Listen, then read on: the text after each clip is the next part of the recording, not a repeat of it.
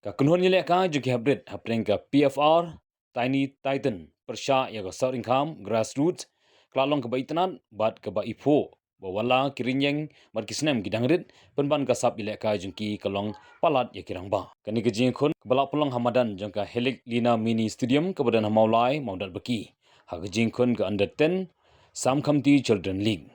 Bapa shi ka jingkun ka kelas step ka sort income, grassroots, kalala ban kai ba bat kala yok ban pinki ya kejar jangka PFR Tiny Titans bat kala yok ban thep lai gol anon